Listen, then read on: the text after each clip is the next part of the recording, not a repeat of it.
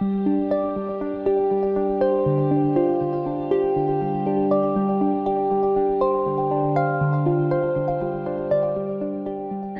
Irène.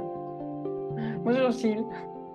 Alors Irène, tu viens donc au prochain forum des médecines de l'âme à Angers, le 19, tu viens le dimanche 19 novembre et Oui. tu viens à 11h30 faire une conférence sur le thème de la numérologie, qui est une de tes passions, parce que je crois savoir que tu en as plusieurs.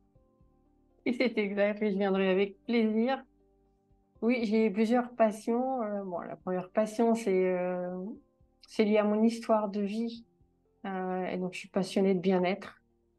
Euh, voilà, j'ai eu un grave accident de la vie, comme beaucoup de personnes. Et bon, j'avais un pronostic vital engagé. Et c'était il y a 17 ans. Et en fait, à ce moment-là, j'ai décidé de défier les limites de la vie. De ma vie. Et de temps en temps, je dis aussi la sagesse de la vie. Et en fait, j'ai exploré, je suis allée à la connaissance de moi. J'ai exploré un certain nombre de thérapies. Et c'est comme ça que j'ai fait un plongeon dans le développement personnel, comme je dis souvent. Et, euh, et j'ai rencontré plusieurs fois la numérologie, c'est vrai. D'abord pour me soigner, parce qu'à l'époque, c'était la priorité. Je l'ai rencontré plusieurs fois, une fois, deux fois, puis la troisième fois, je me suis dit, bon, quand même, à chaque fois, enfin, ça résonnait dans le corps, en fait, dans le ventre. Ça résonnait, et puis les personnes me disaient des choses très vraies. Et la première fois, bon, j'étais un petit peu, comme j'étais malade, et puis j'étais pas vraiment, on va dire, moi-même, hein, puisque j'étais un petit peu dans l'ombre de ma nature profonde.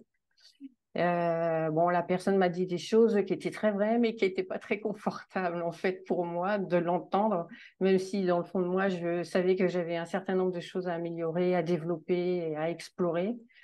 Mais bon, voilà, ça fait du bien d'avoir la vérité en face de temps en temps, un petit coup de pied aux fesses, comme on dit. Et puis, ben, ça m'a aidé à avancer, entre autres, quoi. La numérologie m'a, entre autres, aidé à avancer, quoi. Comme d'autres thérapies, bien sûr. Et c'est vrai que la deuxième fois que j'ai rencontré, là, du coup, j'étais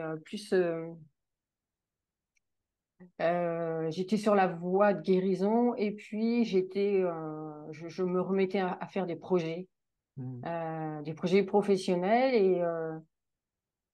et puis je vais voir une personne, pas forcément pour la numérologie, mais elle faisait aussi de la numérologie et elle me dit, bah, est-ce que tu veux que je te fasse ton thème? Bon, je lui dis oui, pourquoi pas. Et puis, limite, je me rappelais même pas que j'en avais déjà fait, quoi. Et une fois de plus, la personne me décrit. Et donc là, c'était un peu plus sympa pour moi parce que j'avais fait un travail sur moi, du coup.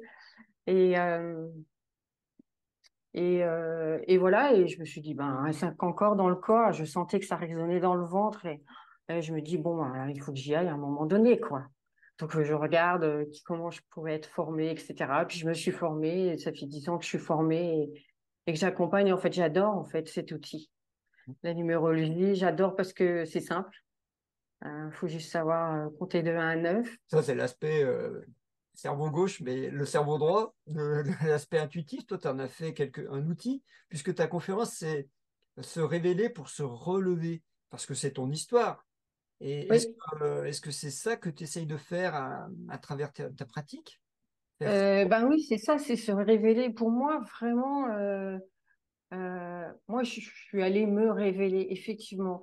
Et à un moment donné, moi, il y a plein d'outils hein, qui font ça, hein. Des grilles de lecture. Moi, j'en ai connu quand je travaillais en entreprise, hein, des grilles de lecture qui nous donnent nos dominantes de personnalité. Il y en a plein qui existent. Hein. Il y a MBTI, Gallup, les messages contraignants. Bon, l'ennéagramme qui est un petit peu, qui maintenant est en entreprise et à l'époque, il n'y était pas. Et puis la numérologie est aussi, pour moi, est aussi une grille de lecture en fait, parce que elle permet vraiment d'ouvrir une voie et surfer sur nos vagues vibratoires, parce que chaque nombre est symbole, chaque nombre est historiquement le nombre est symbole et porte une vibration.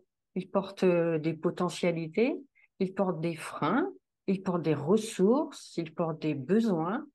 et on va aller chercher ça, en fait. Et moi je trouve que c'est formidable de se dire qu'avec 9 noms, on peut aller mettre en valeur notre potentiel, nous aider à mieux se comprendre, trouver des clés de réussite dans tous les domaines de la vie, en fait. Et, et ce que j'aime bien, alors moi je pratique un courant de numérologie, hein, la numérologie créative, qui a été créée par Colette Le Floch en 97, si ma mémoire est bonne. Et vraiment, pour moi, c'est vraiment aller se connecter à son essentiel, en fait. Ça se créer à son joyau intérieur, à son cœur, quoi, descendre dans son cœur et aller s'observer.